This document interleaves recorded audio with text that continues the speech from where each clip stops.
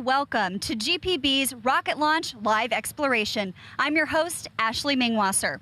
What is a live exploration? We're coming to you live from the Museum of Aviation in Warner Robins, Georgia. And today we'll be exploring several cool elements of space exploration that are housed right here in this museum. Thus, live exploration. During the show, we'll be taking you on a tour of the nation's second largest aviation museum as we learn about space exploration. And later on, we'll also see kids from Georgia participate in a worldwide commemorative rocket launch. They'll be setting off stomp rockets at the exact moment Apollo 11 launched 50 years ago today. Maybe a future space traveler is here at the Museum of Aviation participating in this global rocket launch, or maybe it's one of you at home. Time will tell. If you built your own homemade rocket for this commemorative launch, share it with us by using hashtag GPB2TheMoon on Twitter, or send us a tweet to tell us what you love about space exploration. But before we start stomping rockets, I got the chance to explore this giant 5-building campus at the Museum of Aviation. Let's take a look.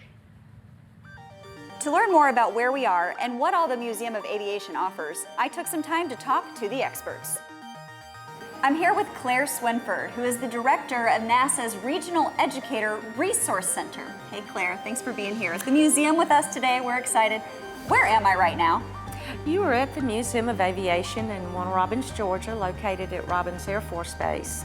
Its purpose is to tell the story of the Air Force and also the story of Robins Air Force Base, which is adjacent to us. So it's grown to be the second largest Air Force museum in the United States. We average at least 500,000 visitors every year. That's very impressive. What are they coming to see, Claire? I understand you have a lot of cool aircraft here. Yes, we have an amazing aircraft collection here. We've got over 90, some outside, some inside all of the hangars. And two of the special ones that we have include the SR71 Blackbird and then the U-2 Dragon Lady that have space ties. Before we go any further, maybe we should define space for our audience, Claire. So how does NASA formally define space? Well, hopefully the same way we all do, but space is beyond Earth's atmosphere. Well, we are very interested in space exploration today. I know you all are interested in space exploration every day. So I'm curious, in what ways do you engage the community to help them learn about space exploration here at the Museum of Aviation? Well, several ways. We have some really cool activities such as our new virtual reality ride, which features 2 space rides. One is a roller coaster through space, and the other one is actually doing repairs on the International Space Station. We do have some exhibits around here, especially in our Aviation Hall of Fame, and through some of the aircraft as well, and making the connections that what they have done with space exploration. We have a Mission Quest flight simulation program, which is a really cool opportunity for people to engage in. And then one of the most exciting opportunities we've had is going on this week with Space Exploration Camp for students in grades pre-K through 10th. And they have been learning about space, how it affects the body. They have been learning about the constellations, the solar system, and really we want them to learn through these STEM activities and things that relate to space and how it relates to us. Sounds out of this world. You had me at Space Camp, Claire. Space. Can I go check out what the kids are doing? Would you like to go? Sure. Let's go. Yeah, let's go. Welcome to Space Camp. I heard you did a stomp rocket experiment outside. JD, how high did your stomp rocket go outside in your experiment just now? I wasn't necessarily worried about how high the stomp rocket went. I was more worried of if it did hit the moon, and if it did hit the moon, because Apollo 11 was actually launched sort of diagonal instead of just straight up, because they needed to get that exact angle. And that's sort of the point of launching the stomp rockets, trying to make sure your angle is right and getting it on the moon. Chase, how high did your stomp rocket go?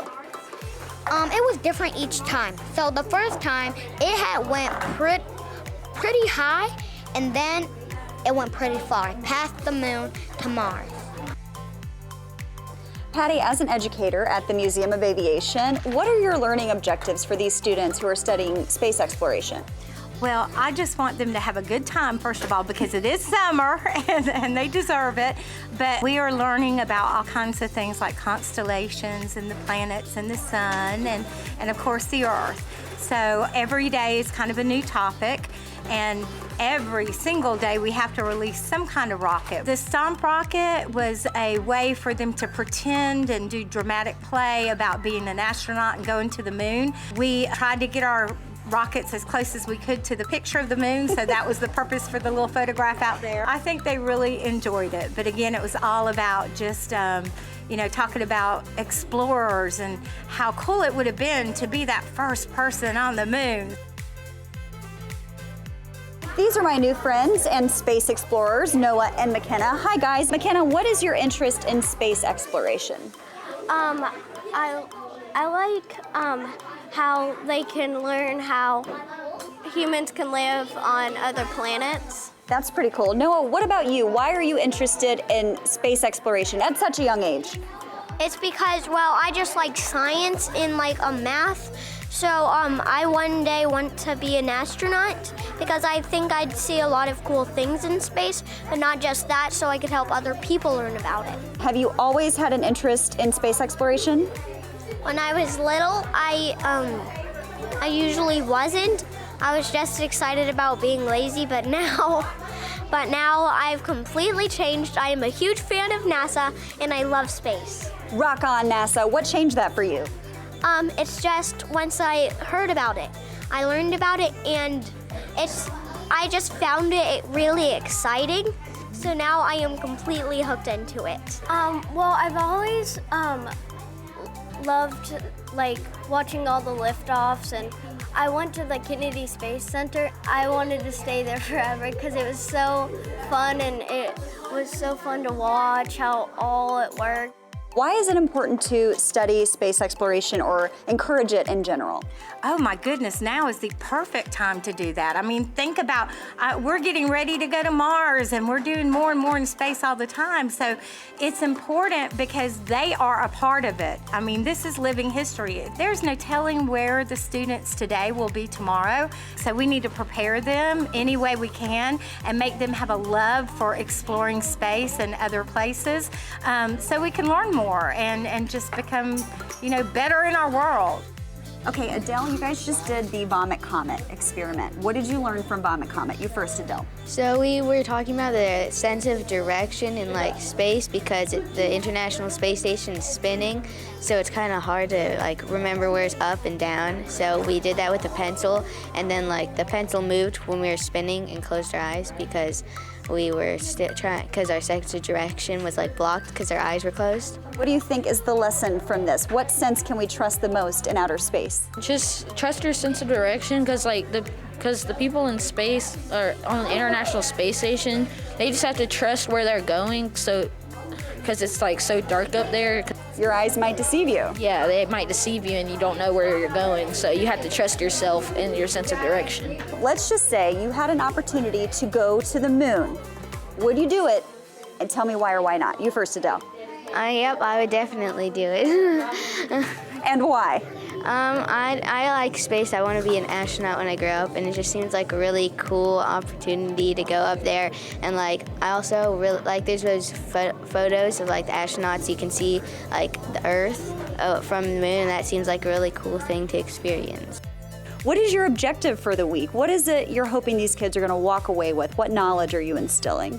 I'm hoping that I can instill at least in one child maybe a love of space. Maybe that child one day will be a future astronaut, and I can say I taught them when.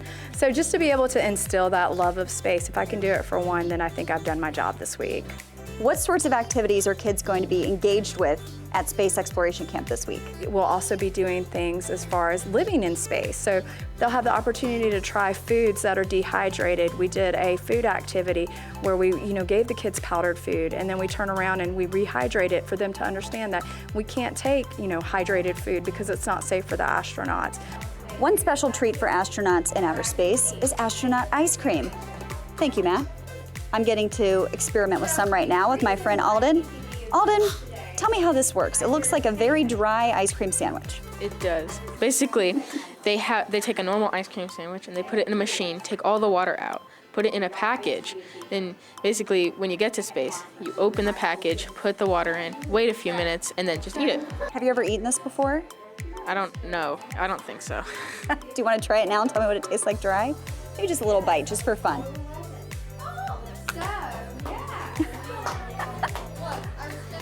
What does it taste like? Crunchy ice cream. Thus, we want to rehydrate it. What did you learn from this activity? That it's a lot more complex to take food up to space than it seems.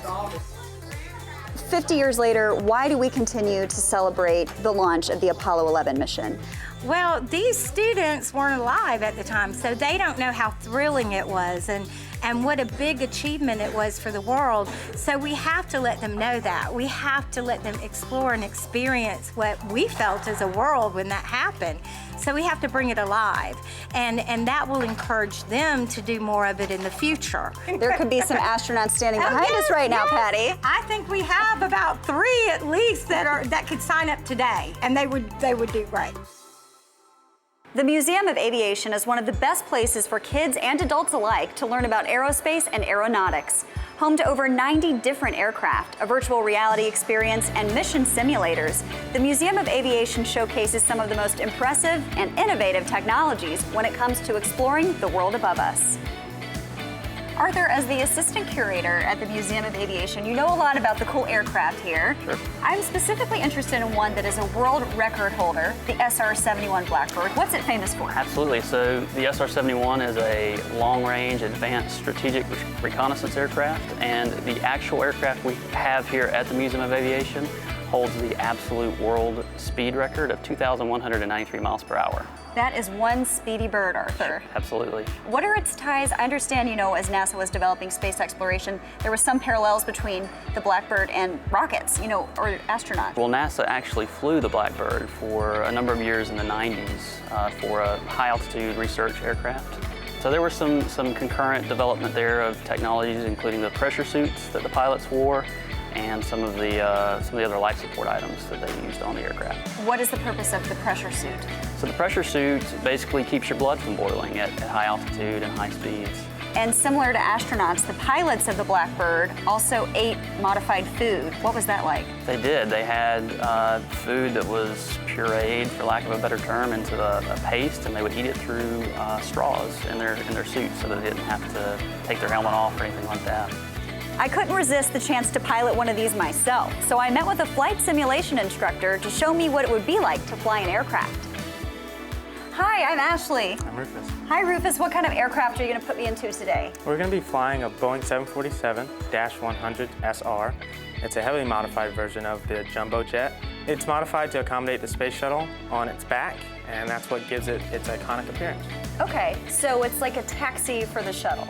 Essentially. But why would a space shuttle that travels through the air need transportation? It can't fly. It doesn't have engines. It's a glider, and it's only built to re-enter the Earth's atmosphere. Okay, so you're taking the Boeing 747, which I've done international travel on, and you're putting the space shuttle on the top like a piggyback, and then it can relaunch and transport it where it needs to go. Absolutely. Once they leave an alternate landing facility, they bring it home to Kennedy Space Center, and that's where it launches from, Cape Canaveral. In Florida? Absolutely. Well, I think I'm ready to do this, Rufus. Awesome. I want to see what flying's all about. So what's step 1? Step 1, step into your flight suit.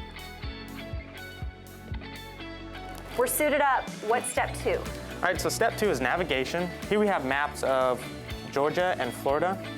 Where we have the shuttle carrier right now is at Robins Air Force Base, and we would take off from Robins. That's where we are? Yes. Cool. Here's where we are. And we would fly from Robins and use VOR sensors to navigate all the way to KTTS, which is the shuttle landing facility at Kennedy Space Center. That's really cool. So I presume step 3 is takeoff, actually flying. Step 3 is takeoff and flying. All right, well, take off. I'm following you, Rufus. Awesome.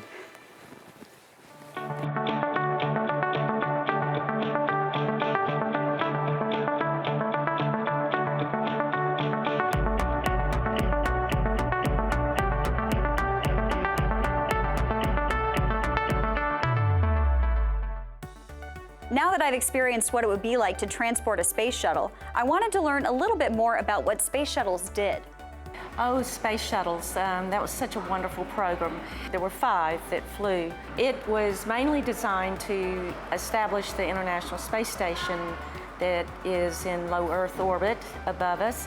And many all the space shuttles contributed to the building of it because we had to transport the materials up there to put it together. To do construction in space. Yes, they were doing construction in space. And once it was built, they continued to service the space station by taking the astronauts there, the payload stations, which is supplies and things like that that are needed up there.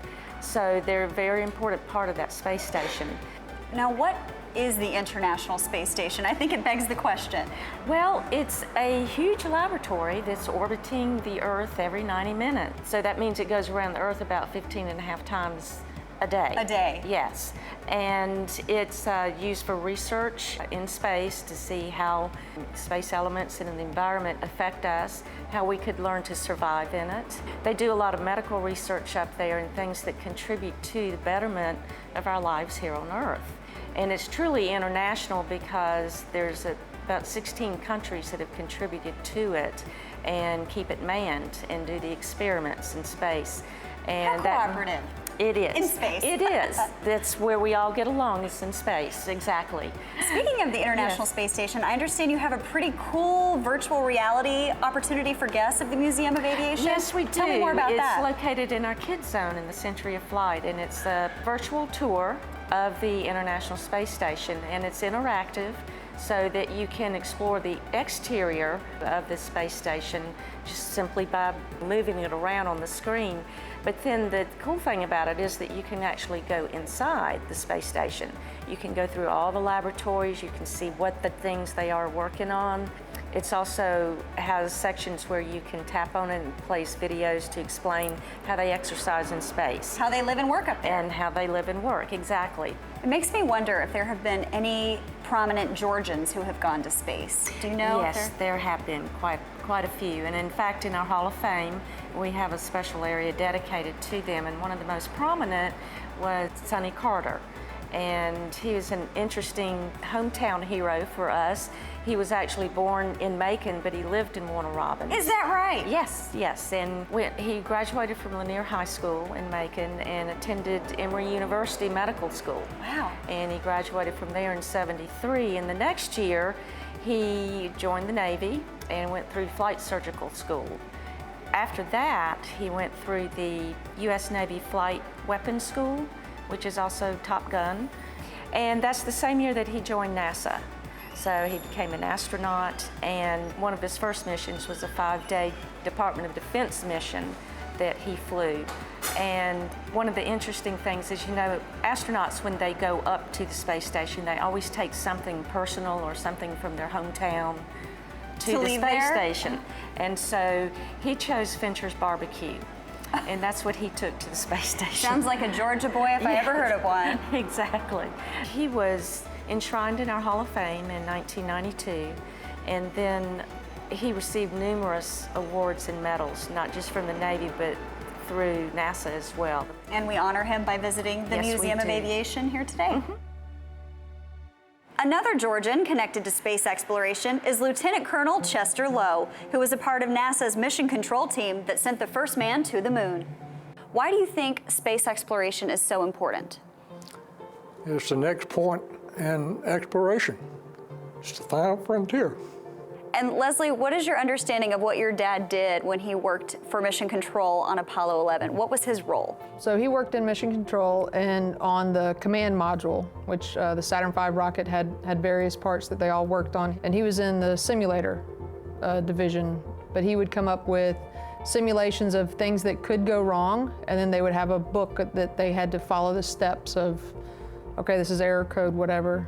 So we need to follow these steps, and that was what he did in preparing the astronauts for traveling to the moon. And the thing that I remember him always talking about was that the challenge was not to get to the moon. The challenge was always to get to the moon and return safely. Well, let's talk about that day on Apollo 11 in 1969. What do you remember about that day? Well, on the day Apollo launched, it took 4 days to get to the moon. When they launched from Cape Kennedy on the Saturn V, and if it hadn't been for the Saturn V, it couldn't get the payload to the moon. So they got to the moon 4 days later. When they came out from behind the moon, they had lost communications, basically, with the Earth. With Houston. We had to communicate through the command module through Mike Collins. who was in the command module circling the moon.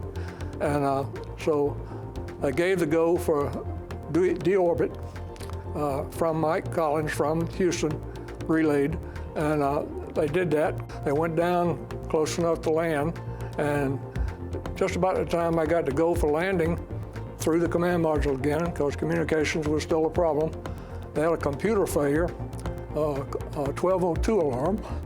The 1202 computer alarm was an alarm that said abort, is what it was basically saying. But since we had simulated it, they knew that it was just a computer overload, and they could ignore it.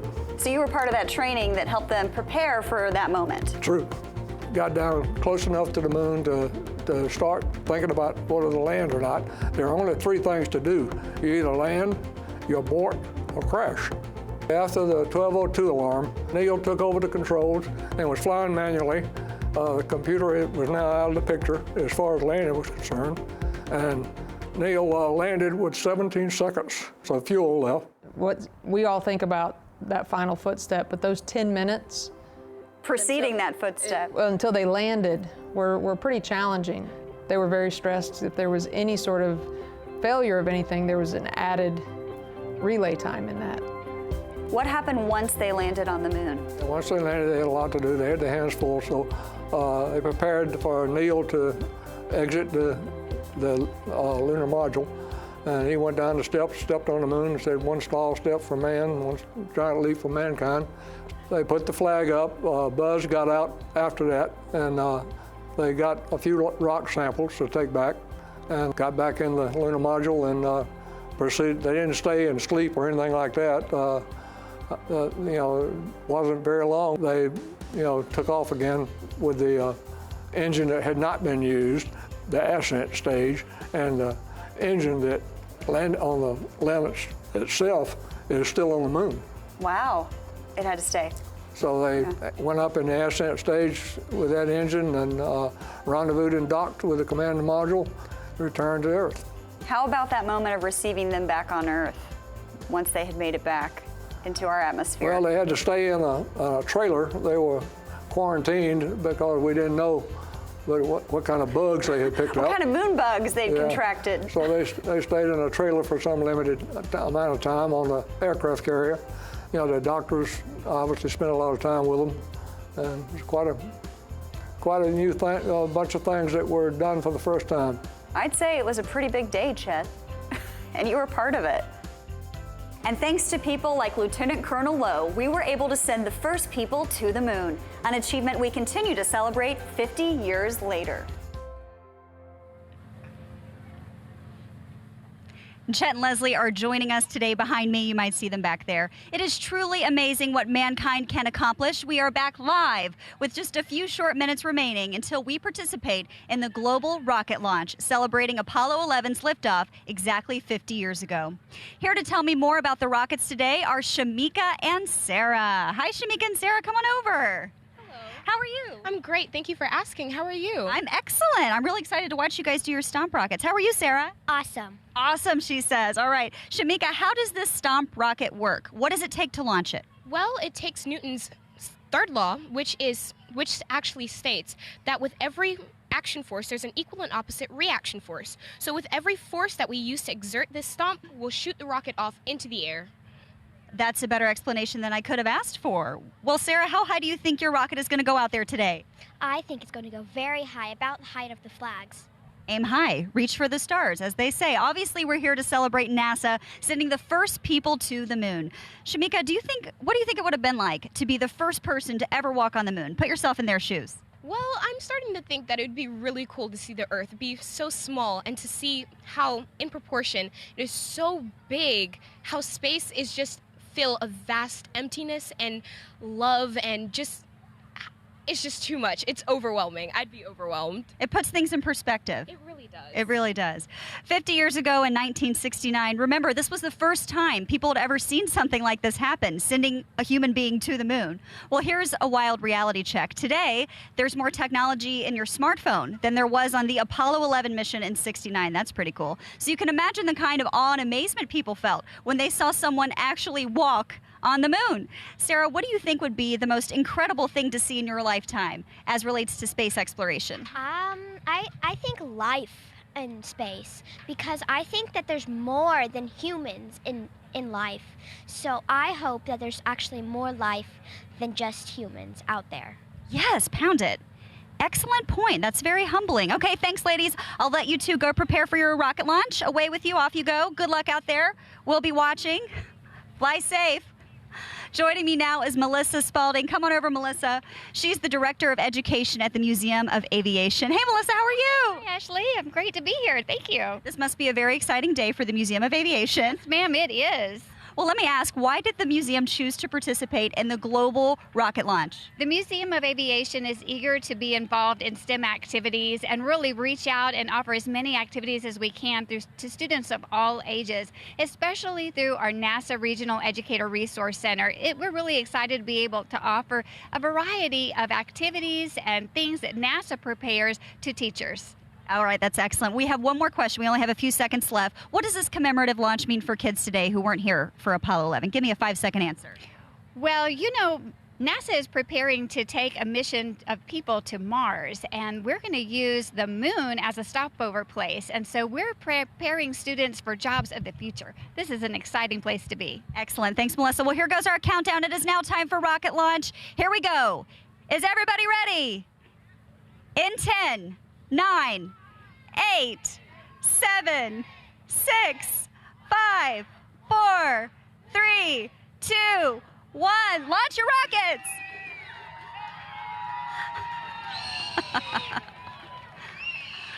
Wow.